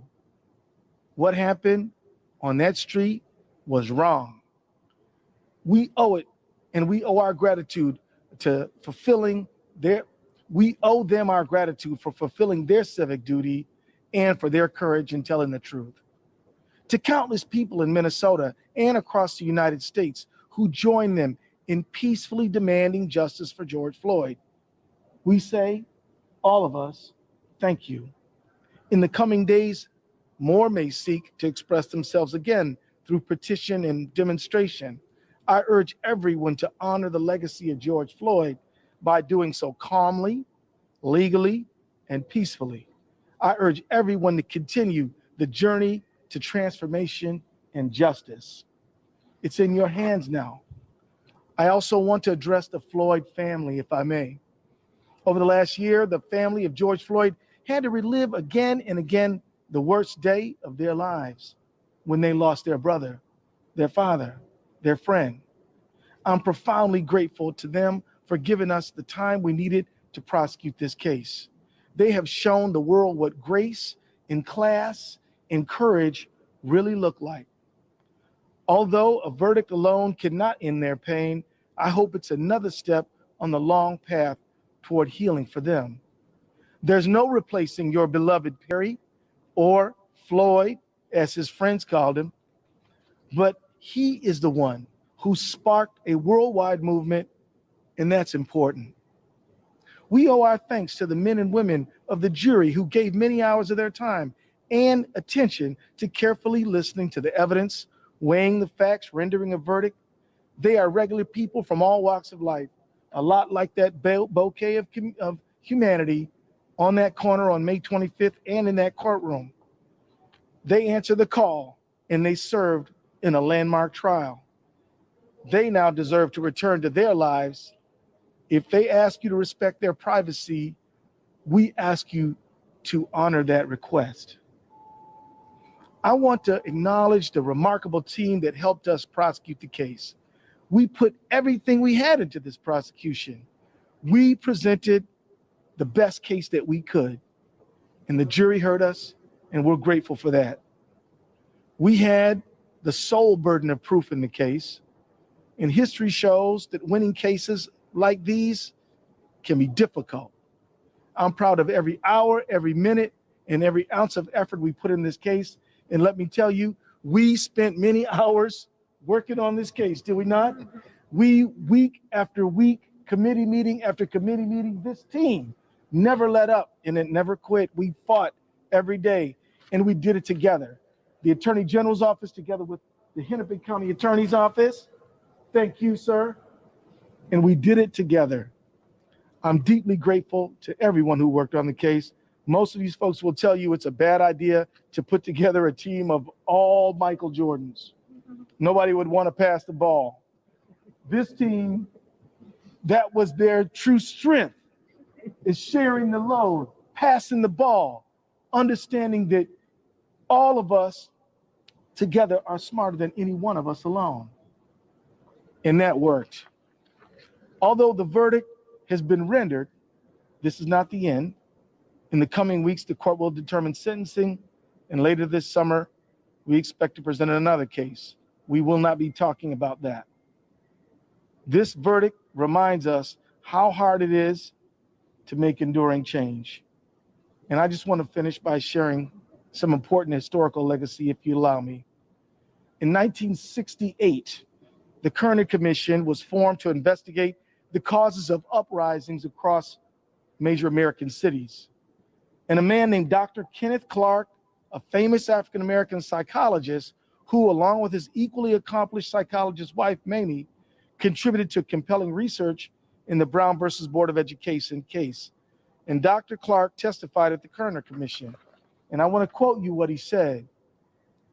I read that report, the one in the 1919 riot in Chicago, and it was as if I were reading the report of investigating the committee of the Harlem riot in 1935, the report on investigating the Harlem riot in 1943, and the report of the McCone Commission on the Watts riot. I must say again in candor to you, the members of this commission, it's like a kind of an Alice in Wonderland with the same moving picture reshown over and over again, the same analysis, the same recommendation, and the same inaction. Those are the words of Dr. Clark in 1968. Here we are in 2021. Here we are in 2021, still addressing the same problem. Since Dr. Clark testified, we have seen Rodney King, Admiral Louima, Oscar Grant, Eric Garner, Michael Brown, Freddie Gray, Sandra Bland, Philando Castile, Laquan McDonald, Stephon Clark, Atiana Jefferson, Anton Black, Breonna Taylor, and now Dante Wright and Adam Toledo. This has to end. We need true justice. That's not one case. That is a social transformation that says that nobody's beneath the law and no one is above it. This verdict reminds us that we must make enduring systemic societal change. More than a month ago, months before George Floyd was murdered, the Minnesota Public Safety Commissioner John Harrington and I released the recommendations of our working group on reducing deadly force encounters with law enforcement. What all of us in that working group, including law enforcement, wanted is for everyone to go home safe. Anytime someone doesn't, everyone's lives are changed forever. We need to use this verdict as an inflection point. What if we just prevented the problem instead of having to try these cases? We don't want any more community members dying at the hands of law enforcement and their families' lives ruined. We don't want any more law enforcement members having to face criminal charges and their families' lives ruined. We don't want any more communities torn apart. One way to prevent this is to get into a new relationship where we as a society re-examine the use of force and our old settled assumptions. I'm so proud of Chief Arredondo and the Minneapolis police officers who by their testimony said enough is enough. And another way to prevent it is by acknowledging and lifting up everyone's humanity, helping communities heal, and officers be well. Another way to prevent it is with accountability.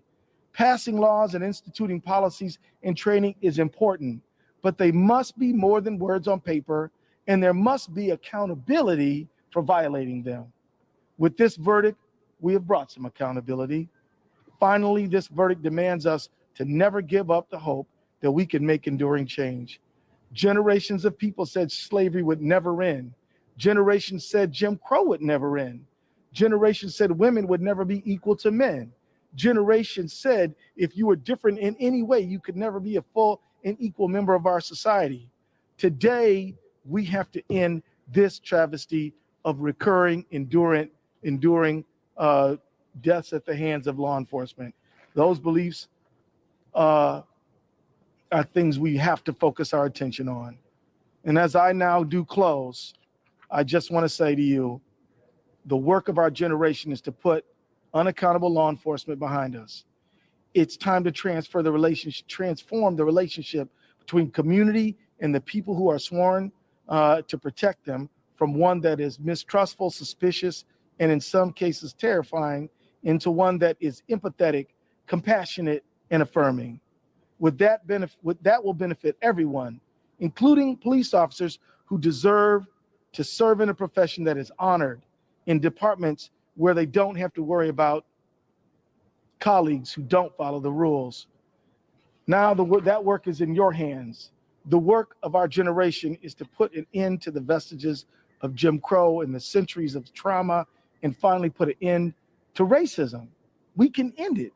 It doesn't have to be with us into the future if we decide now to have true liberty and justice for all. The work of our generation is to say goodbye to old practices that don't serve us anymore and to put them all behind us. One conviction, even one like this one can create a powerful new opening to shed old practices and reset relationships. So with that, I just want to say that I do hope that people step forward and understand that nobody can do everything, but everybody can do something. You can do something the way like everyday people like Donald Williams and Genevieve Hanson and Christopher Martin and Charles McMillan and all those teenagers and young people stepped up and did something. You can do things like help pass the George Floyd Justice and Accountability Act. It's in your hands. Let's get the work done. And now I'd like to invite my friend and partner in justice, Michael Freeman, Hennepin County Attorney.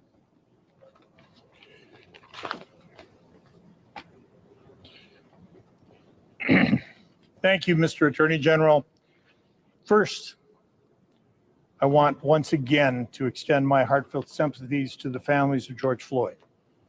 I hope today's verdict provides some measure of closure for them. And let me say what a tremendous job Attorney General Keith Ellison did in recruiting and organizing a talented team of prosecutors and supporting staff. Great job. Matt Frank, Jerry Blackwell, Steve Schlescher, and Aaron Eldridge were exceptional. Their use of experts, evidence, and witnesses left the jury no alternative but to find Mr. Chauvin guilty. We and the people of Minnesota should rightly be proud of these four and your entire staff of volunteers and assistant attorney generals and the jobs they did over the last 7 weeks. I'm also proud from the moment that the Hennepin County Attorney's Office charged Derek Chauvin with murder and manslaughter 4 days after George Floyd's murder, our team worked long hours side by side with the Attorney General's team. Managing Attorney Gene Burdorf did legal analysis and writing. Assistant Hennepin County Attorney Joshua Larson did witness prep and strategy development.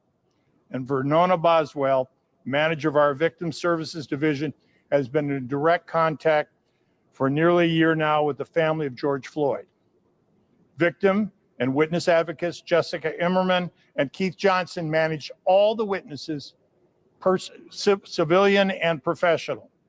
My two deputies, Lolita Ioa and Andy Lefevre, and I supplied strategic advice and coordination to this talented team 24/7.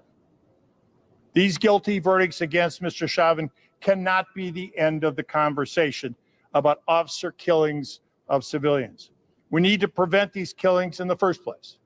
The Minnesota legislature, as it moves into the final 3 weeks of the session, must pass a number of bills that will make policing fairer and safer for all, but especially for Black men and women and other people of color. I've been lobbying legislators to pass these critical bills. If they fail, then it will be time once again to have a statewide task force to hold hearings and come up with model legislation intending to put an end to these deaths. I am prepared to be part of that fight. Again, Keith, great job. Thank you, Mike. And now I'd like to ask the trial lawyers to share some thoughts if they have any. But before I do that, I'd like to myself thank a number of people. And I'm just going to start by, why don't we just have our trial lawyers come forward, and then we'll thank our whole team. So Jerry, Steve, which one of y'all want to do it? Matt, where'd Matt go? Thank you, Attorney General Ellison. And when I say thank you to Attorney General Ellison, I want to thank you for calling me back into public service, which is something that I was able to do as a federal prosecutor, as a state prosecutor, as an assistant county attorney in the United States Army. When I left private practice, I thought those days were behind me, but I received a call, and it was from Keith Ellison. And he gave me the opportunity to step back into public service, something that is so important to me, something that I cherish. And I would just encourage anyone, if you get a call like that as an attorney, it's a privileged life. It's a noble profession. And if somebody calls you and they ask you for help, don't overthink it. Just do it. As I've found in my career, you get a lot more than you give. I'm honored to have stood with the Floyd family, to stood with the state of Minnesota as we go through this painful process together. And it's been my privilege to practice with this incredible, gifted trial team. And so I stand here today in gratitude. I'm thankful. I want to thank the jury for their service, for doing what was right and decent and correct and speaking the truth and finding the right verdict in this case. I'm Jerry Blackwell, and my comments are going to be fairly brief. I want to first say thank you to all of these selfless servants that you see standing here and the many more that you do not see, who had the willingness, the courage, the passion the intentional fortitude to get into good trouble. They stepped into the light and they shine. And for that, I say thank you. I'm grateful for them. I'm grateful for the opportunity that I've had to serve. Now, no verdict can bring George Perry Floyd back to us. But this verdict does give a message to his family that he was somebody, that his life mattered, that all of our lives matter. And that's important. And I also hope that this verdict, for all of the rest of collective, all of us, will help us further along the road toward a better humanity. Thank you all. Matt Frank. Well, I can't really follow that too much, but I just want to say that it's been really a privilege to work with this awesome group of dedicated, hardworking people in this endeavor. But it's also been just a total privilege to get to know the Floyd family and to spend time with them and get to know them. Because first and foremost, this is for you, George Floyd, and for your family and friends. Thank you. Thank you, man. So let me also thank very publicly Aaron Eldridge, who was part of our trial team, who's not here today, but was indispensable. Lola Velasquez Agalu, thank you, Lola, for a wonderful job that you did. Josh Larson. Josh, thanks so much, my friend. Zuri Balmakam. Thank you, Zuri. And Natasha Robinson. I want to thank you and the next generation, the next generation of justice seekers. Dion Dodd, I want to thank you. Dion, where are you? Thank you very much. And I want to thank you, Vernona Boswell. You are a star. And I also want to thank so many other people. But with that, we're going to close our comments right now and just say that we're prepared to continue to pursue justice. Thank you. Minnesota's Attorney General Keith Ellison thanking his legal team that he led, the trial lawyers. It was a fairly lengthy but very genuine expression of their thankfulness to all those that worked on this case. Steve Schlischer was one, Jerry Blackwell, Matt Frank, all the trial lawyers. One of the things that Keith Ellison said, this is not justice. He said, this is accountability. And he asked people to demonstrate calmly and peacefully. And they look toward the next series of trial, which is in August, of the 3 other officers who were also charged in the death of George Floyd. We're also expecting to hear from Mr. Crump, which of course is George Floyd's family's civil lawyer. We'll have much more on that as well. But we continue to watch what's happening out there on the streets with our reporters, and they are at 38th in Chicago. They're outside the Hennepin Government Center as well. So let's take some of that. We know Tom Lydon is there. Amy, Kelsey, Tom has been down there. He's seen this unfold from the beginning. And we watched Tom during the riots, even, you might remember. He lives down in that area, and he covered it for us. So he's really seen this area evolve for us. Tom, tell us what you're seeing down there. Well, it strikes me that 331 days ago, this all began right across the street from us, obviously with George Floyd on the ground, but also that look that Derek Chauvin gave the camera, Derek Chauvin's eyes looking right at us. Today, in many ways, it is the public, a jury of his peers that was looking at Derek Chauvin. Someone who has also been here from the very beginning in this neighborhood is Alfonso Williams. He is the CEO of Agape, a church that's right over here. Oh, not CEO, I'm sorry. Elders. And Steve Floyd, also with Agape. Tell me where it goes from here. Obviously, one of the messages from the crowd here today has been, this is the beginning. Where does it go for your work here at 38th in Chicago? Well, it's exactly what you said. It's the beginning. It's the beginning of a long journey. Right now, we got one conviction, or 3 convictions with one of the officers. We need convictions for the other 3, and we're also waiting on Dante. So we got a lot of work to do right now. Let me ask you, Steve, you know, there's been lots of talk about 38th in Chicago. What does the future hold? There has been violence here. There has been a safety issue here. What do you think the future holds for this particular intersection over the next few weeks and really months and years ahead? It's totally a positive thing, because even through all of the trauma and things that we've been through out here, and watch the community develop and come together till we understand after 10 to 12, 11 months, we understand what it means to be community. I mean, we understand what it means for people to be in their place and do what they have to do.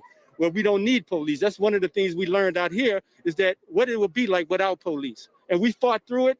And then in that fight, it developed a community that say, hey, we're going to continue to build.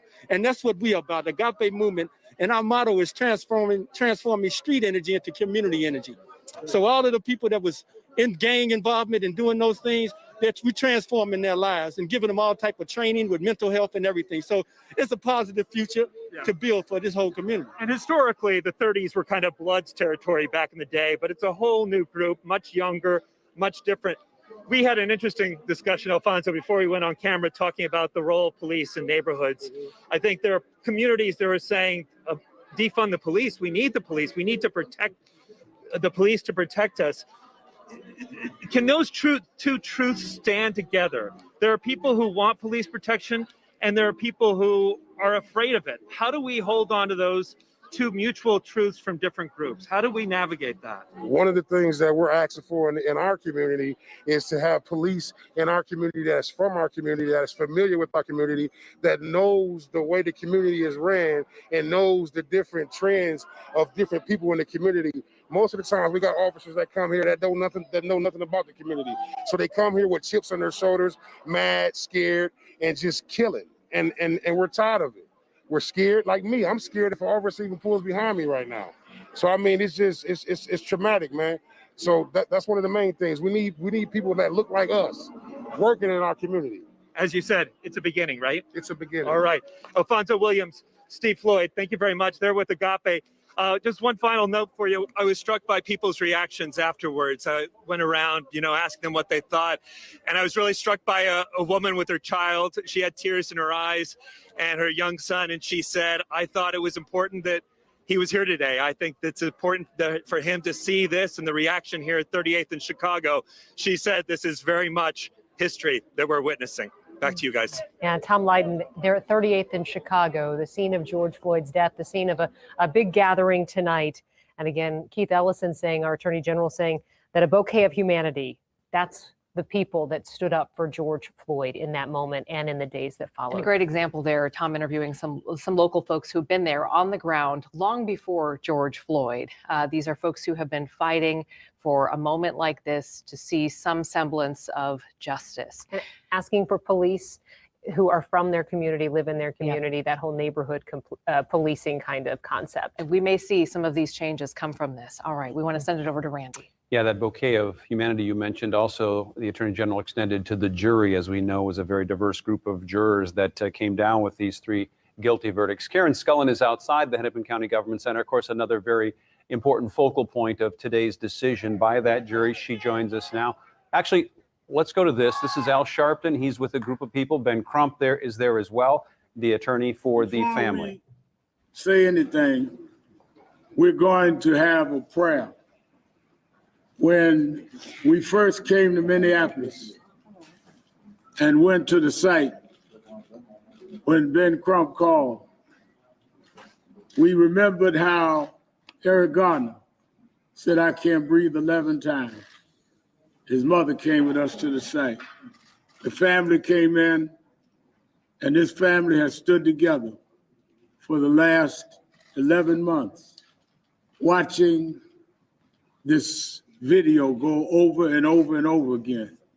This family stood with pain, suffering, and not knowing what the future held, because so many families went and got nothing. They thanked God when they got the indictment, which would not have happened had not the Attorney General, Keith Ellison, took this case. Yeah. And Keith Ellison fought and put together a team that made this possible. And this is the first time in the history of this state that a white police officer has been convicted, less known convicted, of a murder. This is the first time in a long array of fights that we've seen 3 counts, guilty at all 3. We don't find pleasure in this. We don't celebrate a man going to jail. We would have rather George be alive. Amen. But we celebrate that we, because young people, white and black, some castigated, many that are here tonight, marched and kept marching and kept going. Many of them looked down on, but they kept marching and wouldn't let this die. And this is an assurance to them that if we don't give up, that we can win some rounds. But the war and the fight is not over. Just 2 days from now, we're going to have to deal with the funeral of Dante Wright in this same county, the same area.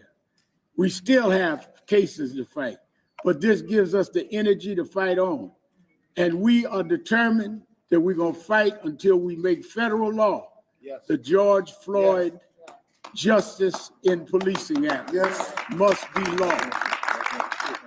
We want to thank all that were involved, especially the Attorney General and the governor and others. We want to thank President Biden, who the first time he came out of his house during the campaign, he flew to Houston and met with the family and Attorney Crump and I. And he sat there, and I will never forget, he said to George's daughter that I heard you say your father is going to change the world. Well, we can now tell George's daughter she was right. Her father has begun the changing of the world for real.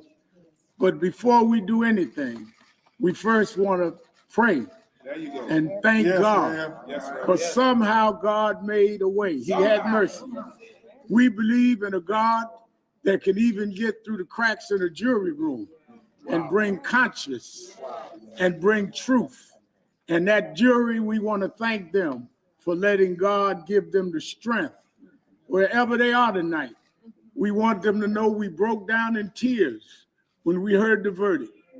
We had to hold each other and hug in tears because too many nights we've cried. Many of us for decades spent nights in jail.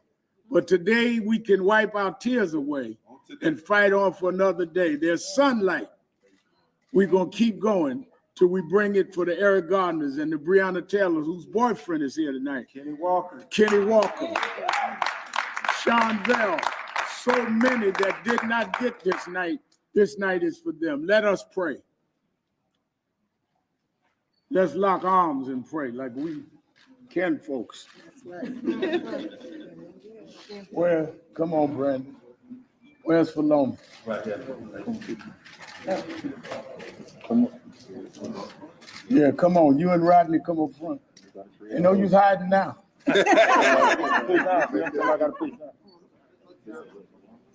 Brother Chris, get next to the Attorney General there. Let's pray. Dear God, we thank you for giving us the strength to stand together. Sometimes we would question each other. Sometimes we say this is just going to be a waste of time. But somehow you touch us in the midnight hours and teach us to hold on. And that if we would be faithful over a few things, you'd give us the victory over many. We thank you because we know it was not any doing of ours, but your loving kindness and your tender mercy that made tonight possible. Bless those that worked, that made this prosecution something they couldn't deny. Bless those policemen that got on the stand and testified against another policeman. Bless the jury that listened to the evidence and didn't listen to those that may criticize them for doing this. Bless the prosecutor, Keith Ellison, and his staff that did their job, even though they didn't know what the outcome would be. Bless Ben Crump in a special way, that worked tirelessly, that jumped on planes and left his family to make sure that justice would rain down. Thank you for all of the civil and human rights leaders that stood up. And we thank you for the nameless grandmas and grandpas that would get on their knees and ask you to give us a victory this time. And Lord, as we give you the thanks and give you the praise, let George know that his name is going down in history They may have put their knee on his neck, but he will now be a figure that we will take the knees off our necks now, and we give you the praise. Thank you. And God, we give you the glory. These blessings we ask in your name. Amen. Amen. Amen.